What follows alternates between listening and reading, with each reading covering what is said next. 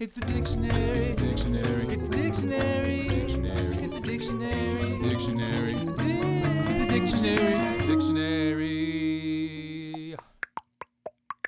Hello, word nerds, and welcome to the dictionary. I am your host, Spencer, and we got some good words in this episode. In this episode, we may even have the word that is just the greatest of all time, and I guess we'll figure that out when we get there. The first word in this episode is go around. Now, at the end of the previous episode, we had go around, two words with a hyphen, but this one is also two words, but it has no hyphen. It is the action of go around because it is an intransitive verb from 1520, circa 1520. Number 1A is to pass from place to place, and also go here and there. Go here, go there, maybe to and fro. Just go place to place. Go around. You are doing the action of go. You are go arounding. You are let's go around. Where are we going? Around, wherever. Here, there, anywhere. Put on some underwear. Now we got 1B. To have currency, the synonym is circulate, as in, an amusing story is going around. Yeah, you'd probably change the form of the word go to change it if it's past, present, future, instead of the word around. You wouldn't be, we're go-arounding. No, we're going around. We went around. We will go around. We will have gone around when we circulated. So an amusing story is going around. Oh, what could that story? Oh, there is a TikTok going around. What does the TikTok say? The TikTok says... Number 2, to satisfy demand. Also, fill the need. As in, not enough jobs to go around. Fill the need, to satisfy demand. We need more jobs in this world. I think that there's a whole bunch of people who are unemployed, and we have a weird situation right now in a very specific way of people who are making the AI want to build all these data centers, which theoretically would create some jobs, not just the construction jobs, but maybe working at the data centers, but also the building of the AI, it's also taking away jobs. People are losing jobs, and where are they going to go? And there are jobs that may not be taken away by AI, but could also theoretically be taken away by other robotic technological things. So there aren't enough jobs to go around? I don't know. And then jobs. We're not talking about jobs. We're talking about go around. There's enough podcasts to go around. There's definitely enough episodes of this podcast to go around. We got so many podcast episodes here on the dictionary. All right.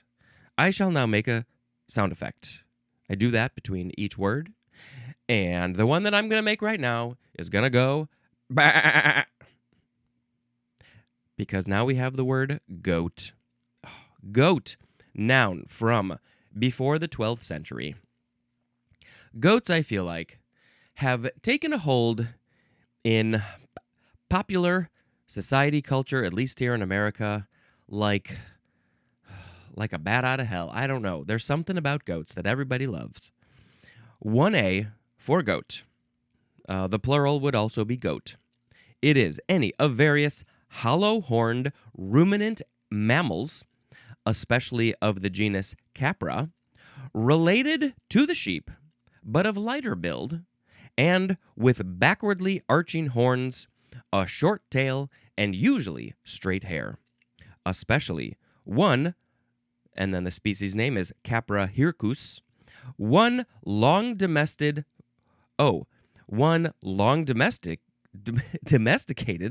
for its milk, wool, and flesh. It has been domesticated for a very long time for those things. Milk, wool, and flesh. Hey, milk, wool, and flesh. Hey, 3 things that I don't consume in any form. Definitely not eating wool. Okay, so what else to say about goats? First of all, I did not know that their horns are hollow. They're hollow horned. Hmm. Let's see. I just saw a couple goats a few days ago. We went to, there was a very small urban farm out in the Chicago area, and we said, hey, we should go. We've never been here before. I didn't even know it existed. And they had a couple of horses, and they had a bunch of chickens, and a couple of roosters, and a couple of goats, and and a miniature horse. Can't forget about the miniature horse. And I saw them goats, and I said, I can't make the sound effect yet because that means we go on to the next word, which we're not ready for yet. So hold on to your goat pants. What else? Oh, the genus is Capra, and there is the old director Frank Capra, who made It's a Wonderful Life and a bunch of other stuff that I can't remember at the moment or just don't know about. And I think somebody obviously needs to draw a picture and not use AI to make a picture of Frank Capra as a goat. I don't even know what he looks like. Should we look up a picture? Frank Capra. Let's see. Oh boy, he's a black and white, and he's got quite an extreme sort of I don't know. He's got semi-extreme features, I guess. Okay. Yeah, Frank Capra. He would, yeah, I could see him as a goat for sure. Okay, what else about goats? We got 1B. This one would be capitalized. The synonym is Capricorn. That's one of them astrological signs. So the symbol, the constellation is a goat, and they call it Capricorn. Oh, and hey, look at the first part of that word, Capri. That means goat. In the genus is goat. Hey, look at that. That's how I'm going to remember Capricorn. A goat eating corn. No, they also say goats eat everything. I remember a children's book when I was one of them children's, and I remember it was about a goat that just was eating everything. I think they were eating metal cans and stuff. I don't think they should be eating metal cans, but they eat almost anything, I've heard. Number 2. A licentious man. The synonym is lecher. Lecher and licentious seem like not good things. So I don't think you would want to be described as a goat, because maybe you have made some bad decisions. Number 3. The synonym is the number 2 definition for the word scapegoat. And I am very curious about this word, the etymology. What are we? I mean, I know what a scapegoat is. It's like, oh, we're gonna pin this on that guy over there. He's my scapegoat. But what scapegoat? What is this? Just call him a goat. Goatish is an adjective. Goat-like is also an adjective. I think you could definitely draw me as a goat.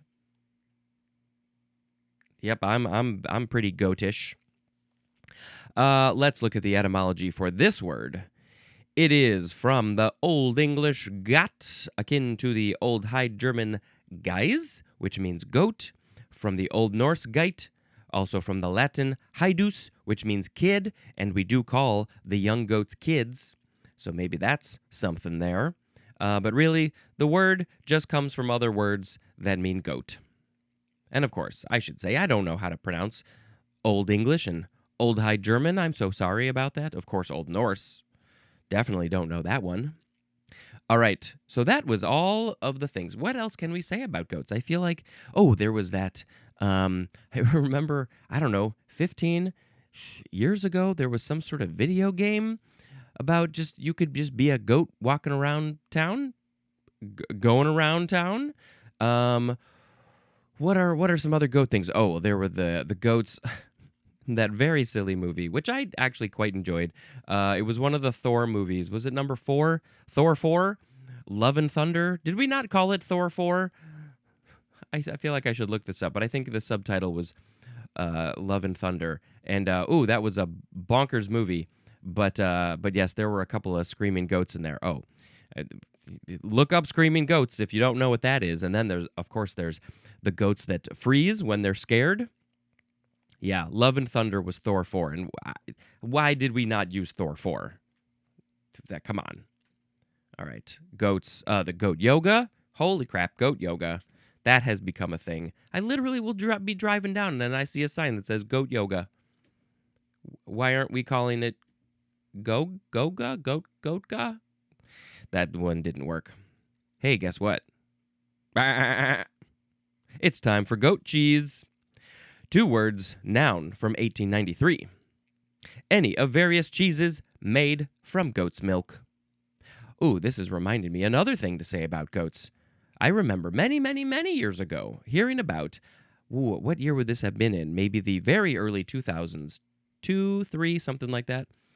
Hearing a story about how scientists were genetically combining goats and spiders. So, obviously, one imagines a goat body and head with spider legs, and I don't think that happened at all. But instead, they were normal goats, which I think may have actually been true.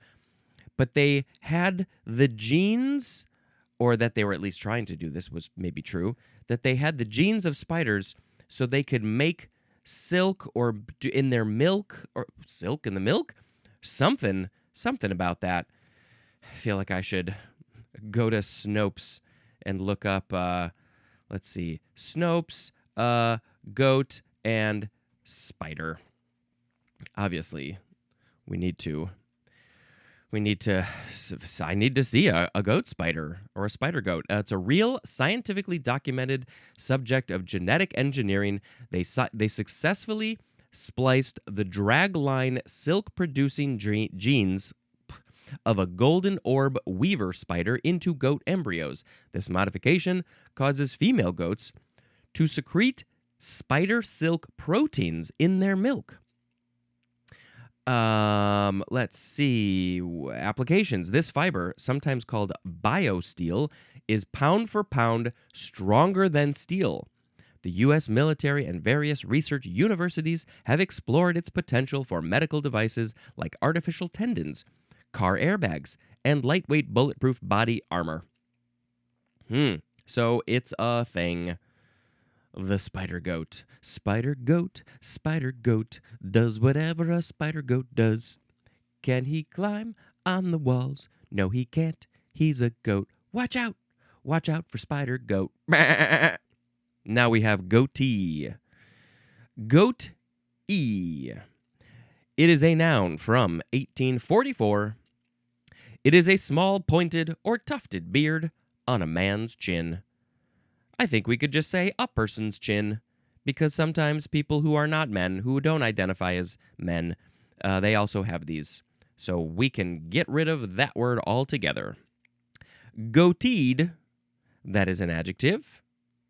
And the etymology says that this is from its resemblance to the beard of a he-goat.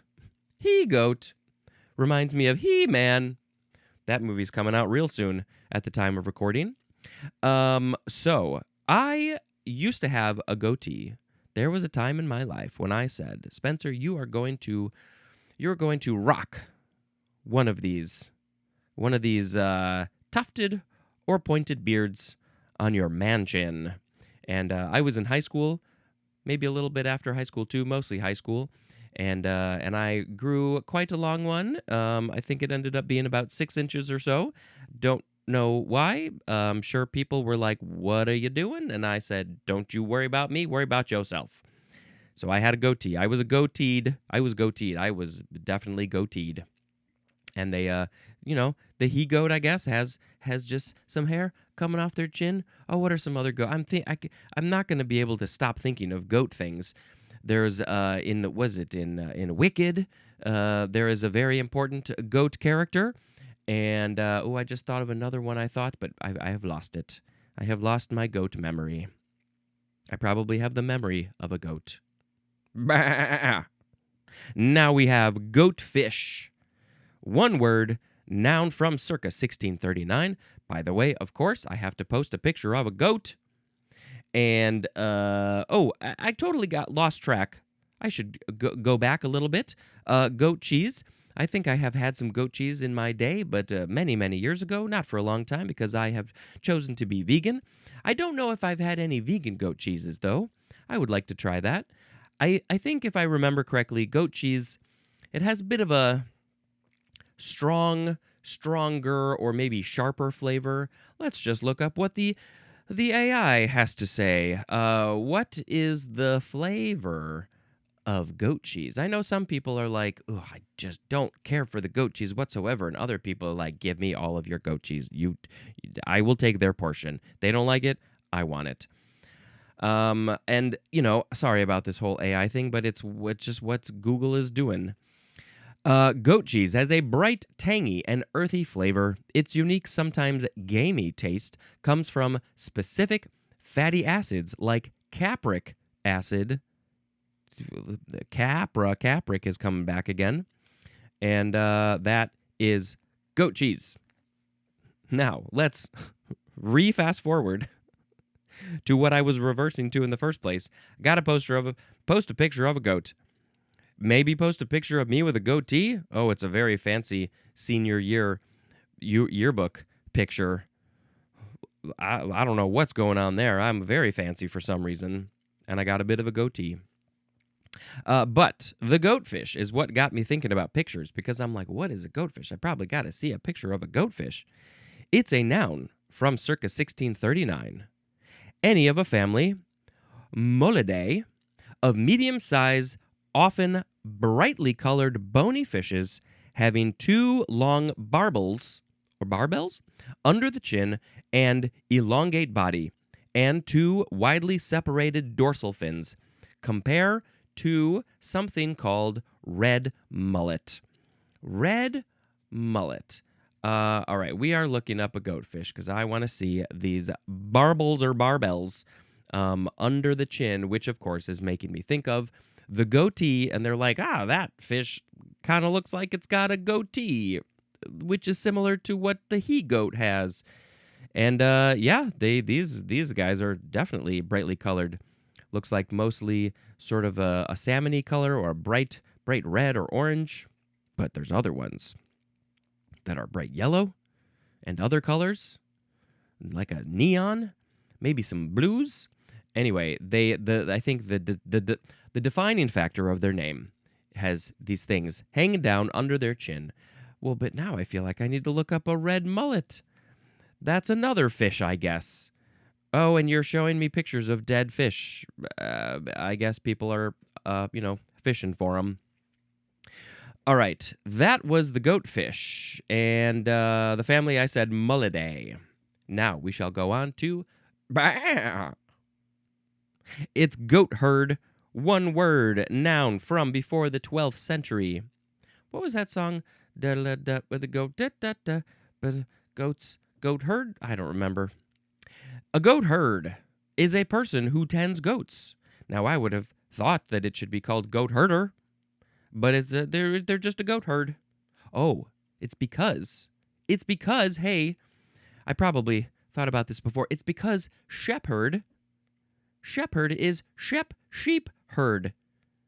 So it's a herd. Well, I guess we'll learn about herd in the H's next year, I guess.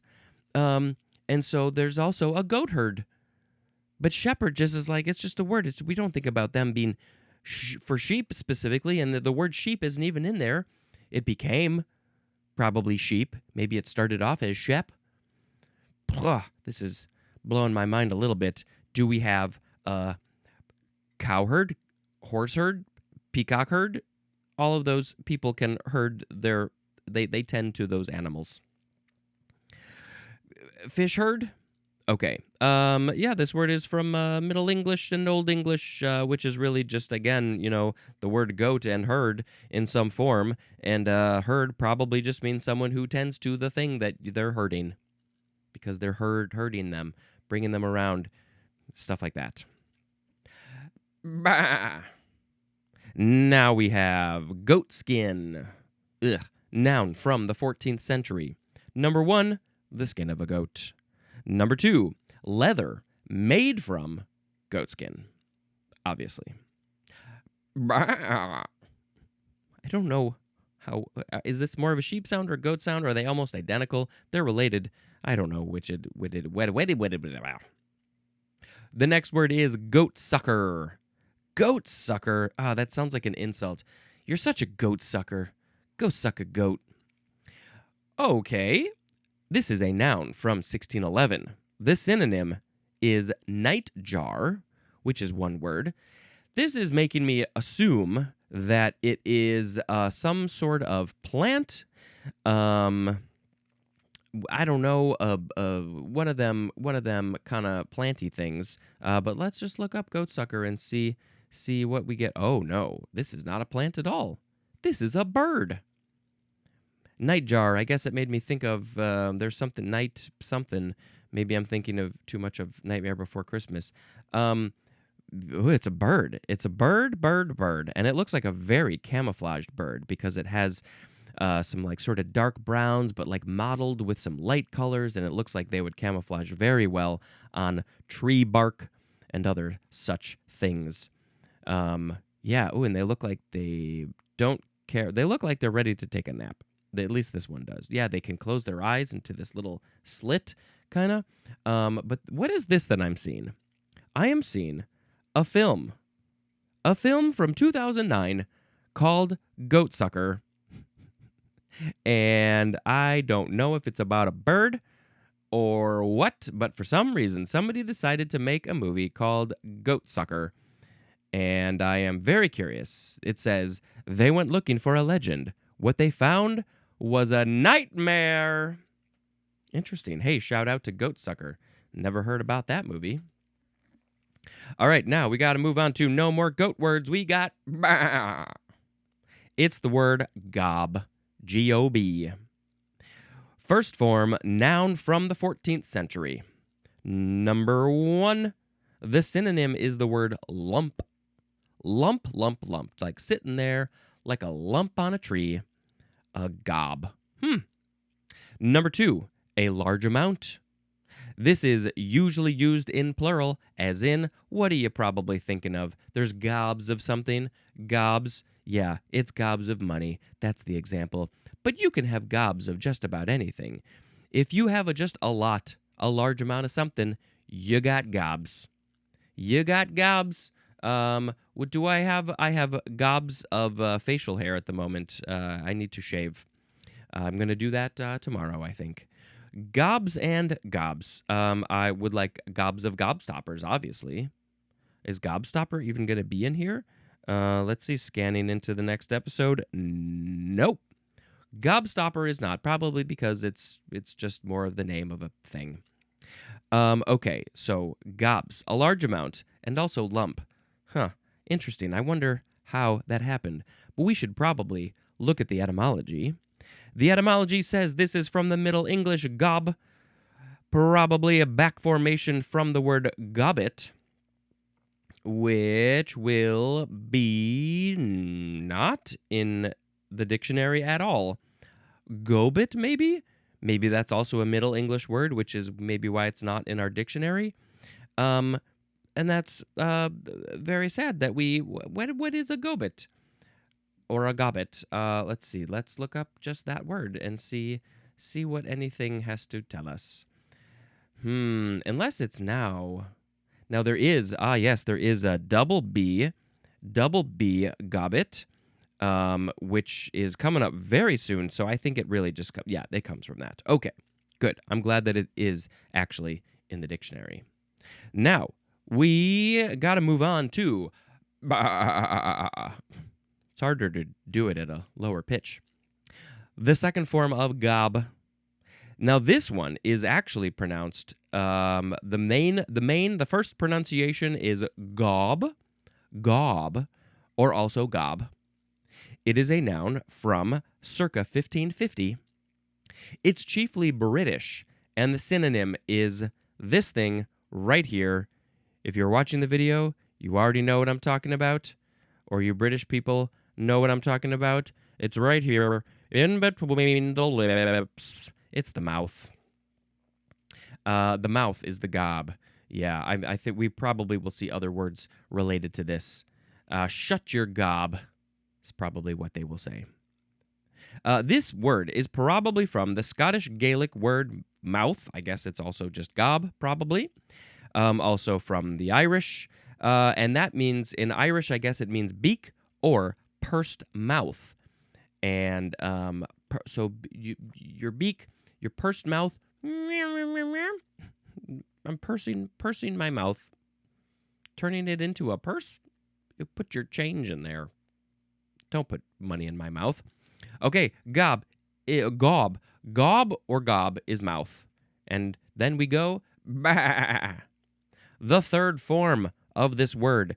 Now, it's the same pronunciations as the last one, but they've been flipped. This is the very important thing that you need to know about this word. This form of this word. The first pronunciation is gob. Just confirming that. I believe that is correct. And the second pronunciation is gob.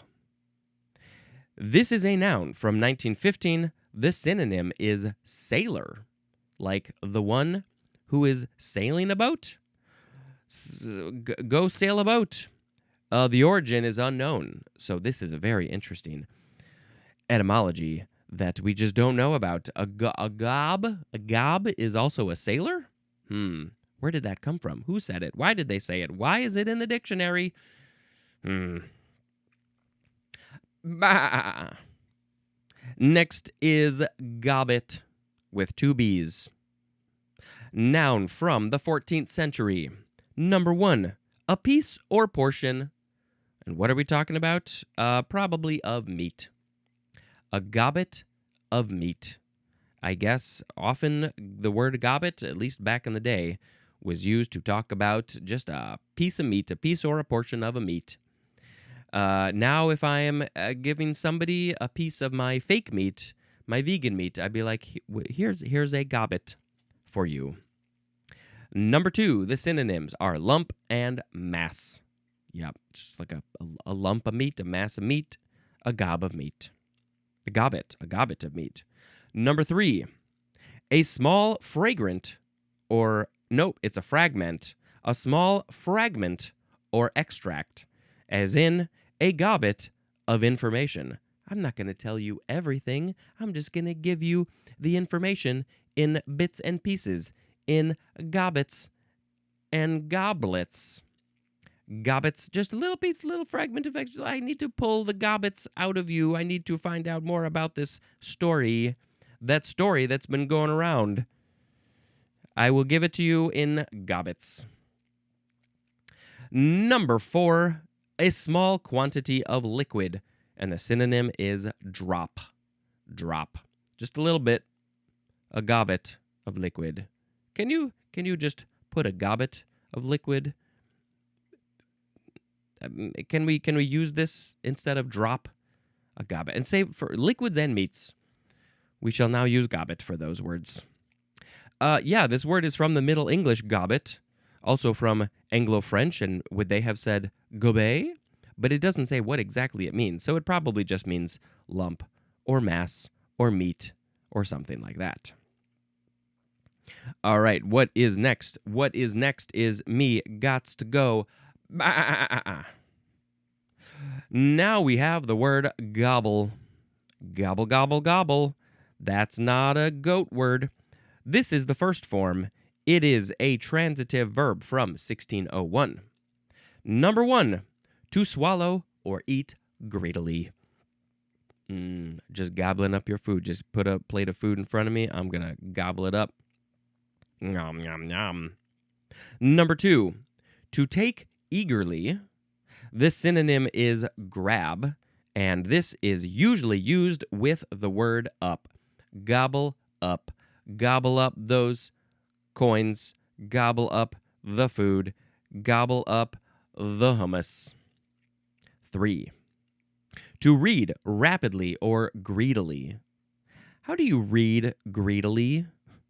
It's you're greeting. What's greedy about that? Like, now you get away. This is my book. Stop trying to read my book.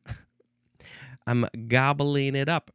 Yes, this is also usually used with the word up. What other word would we use to gobble things? Gobble up, gobble down, gobble left, gobble right. This word is probably irregular, a regular form of the word gob, first form, which is lump or a large amount. Oh, so maybe it's like you're trying to take a large amount of lumps into you, maybe literally when you are eating and gobbling up. What do I want to gobble? I want to gobble up all of the chocolates. The second form of gobble is an intransitive verb from 1680. Number 1, to make the natural guttural noise of a male turkey. Stereotypically, I think that sounds like this.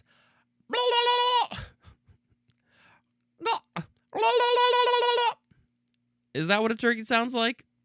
I don't know. Maybe a little bit. That's very... We make up very stereotypical sounds for animals based on what we can actually make with our mouths, with our gobs. Number 2, to make a sound resembling the gobble of a turkey. The action. This is the action of making that sound. Now, it's funny because there's no noun gobble. There's nothing that says the sound of a turkey. All it is the action of a human making the sound of a turkey. To make the natural guttural noise of a male turkey, or also to make a sound resembling resembling the gobble of a turkey. What really is the difference? If you make this natural guttural noise of a male turkey, I mean, maybe you're saying that the turkey is making the sound, but you're not saying that. So I'm just assuming that you're talking about the humans doing it. And if you make that sound, you're making a sound resembling the sound of a turkey, because you're not actually making the sound of a turkey, because you're not a turkey. Are you a turkey? All right, gobble here. It says gobble is also a noun. So that would be the sound that you make when you are imitating a turkey, or if you are a turkey, the sound that you make. I hope there are turkeys checking out this podcast. The only podcast for turkeys. It's the Turkey Podcast. Okay, got a lot of funny sounds in this episode. Oh, here's another funny sound. Gobbledygook. Gobbledygook. That is the next entry. You can spell it Gobbledygook, or you could spell it with a DE in the middle instead. This is a noun from 1944. It is wordy and generally unintelligible jargon. Just words that people don't really know or understand. You could maybe also call it gibberish. The word jargon is very specific, though. Usually jargon is like words and terms from a specific industry or something. And so this gobbledygook, it's all just like, what are you even saying? You're using so many words. It's just all gobbledygook to me. What?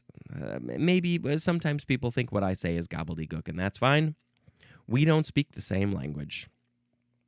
This is an irregular form of the word gobble, which was the action of making the turkey, or the noun of that. So from the sound of the turkey, is that where this word comes from? Maybe. You're like, you just sound like a turkey to me with all your gobbledygook, all of your wordy and generally unintelligible jargon. All right, next is gobbler. First form noun from circa 1737. It is a male turkey. I guess it did specifically call out in the verb gobble, making the sound of a male turkey. Do the female turkeys not gobble? Wait a minute. Why? I guess I have to look that up. Do the female turkeys not gobble? If this is true, then yeah, gobbler is like, yeah, the male turkeys are the one who gobble, and so we're going to call a male turkey a gobbler. No, female turkeys do not gobble. Only male turkeys, called toms or gobblers, make that famous loud, throaty gobbling sound. Males gobble primarily to attract female mates during the spring breeding season and to signal their presence to rival males. Female turkeys, called hens, communicate with entirely different noises such as soft clucks, purrs, chirps, and yelps.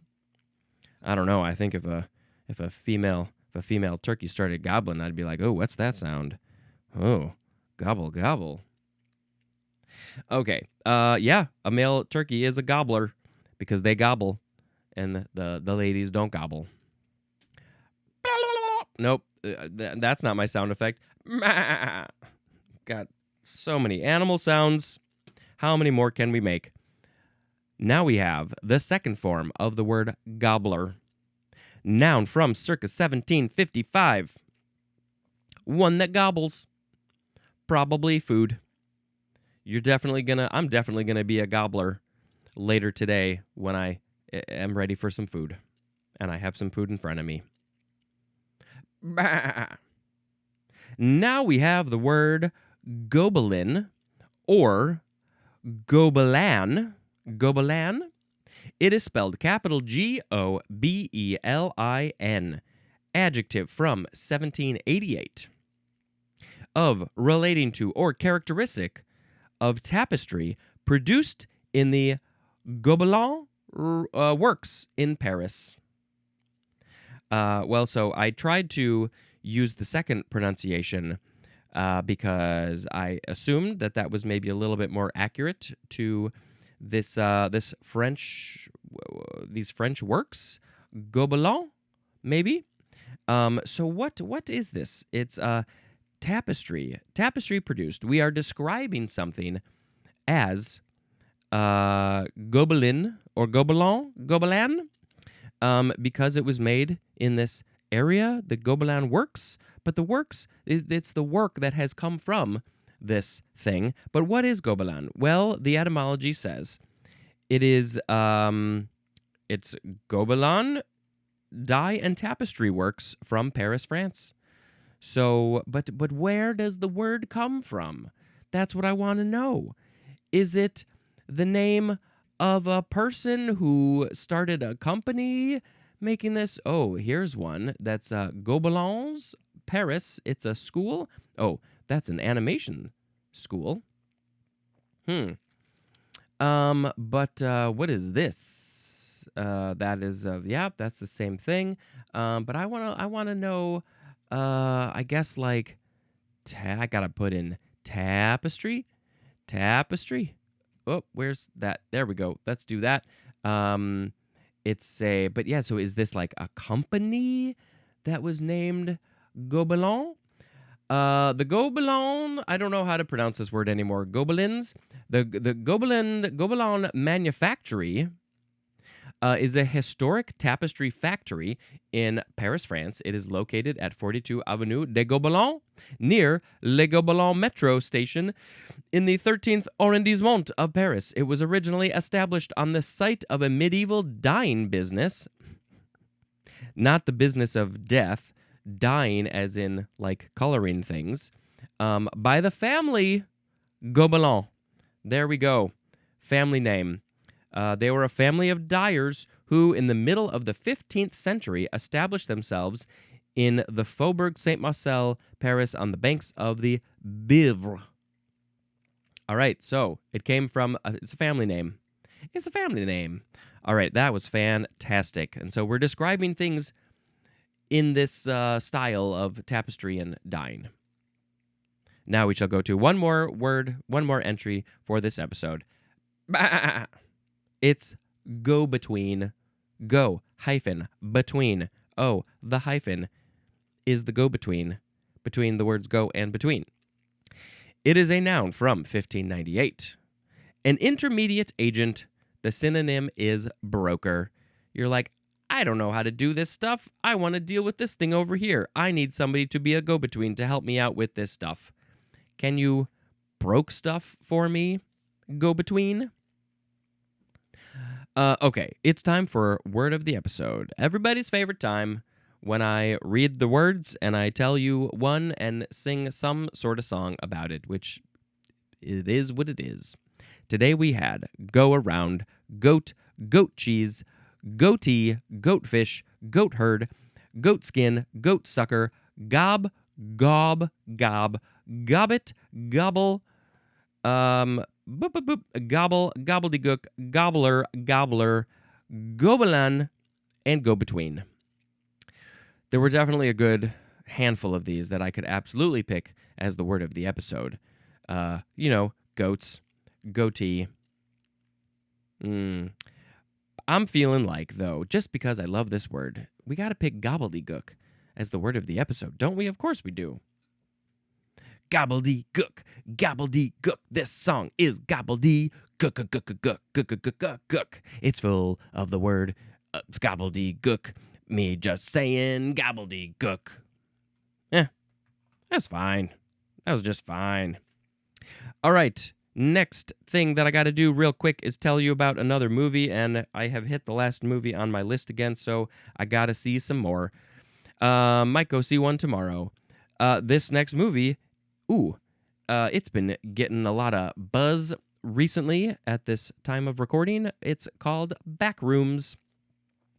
I had no idea that this is based on a YouTube series that was made by a teenager, and the person who directed this movie is said teenager, and they are still a teenager, at least when they made the movie. Kind of amazing how the world works. So, yes, because of technology and the internet, it is so much easier for people to create things, make movies, art, music, whatever. But when something is particularly clever or good or whatever, and it takes hold of so many people, then it's no wonder that they are going to be elevated to another level of creation where they can deal with a production company and have a bigger budget and well-known actors or whatever. I think the guy who did Obsession was very similar. He was making a bunch of YouTube videos, and now he has directed a feature-length movie that has an amazing theatrical run. The guys who made Talk to Me and Bring Her Back, I think those are the titles, they also got started as young kids in Australia making YouTube videos. So, yeah, kind of an amazing world that we live in. And, certain areas might be saturated with a bunch of crap like this podcast, but also we're getting new voices, new ways of looking at things brought into the world. It is interesting that most of them tend to be white men. At least that's my experience. That's what I'm seeing. So I'm probably not aware of a lot of other things, but maybe stereotypically, people who are not white men are maybe not as drawn to, I want to make YouTube videos in this context. But I'm sure there's some out there who have then been elevated to that next level if they want that. So I don't know. It's just a really interesting world. And I'm confused every day because I'm getting older. All right. But Backrooms is great and creepy and absolutely worth a watch. And I don't even want to say anything. Somebody did say, I love how it's a horror movie and it's creepy and it's like all lit. A lot of horror movies tend to be dark, and this one is not dark. All right. That's it for this episode. Thank you so much for checking out this show. Go ahead, please share it, write a review, do all those things. And until next time, this is Spencer dispensing information. Goodbye.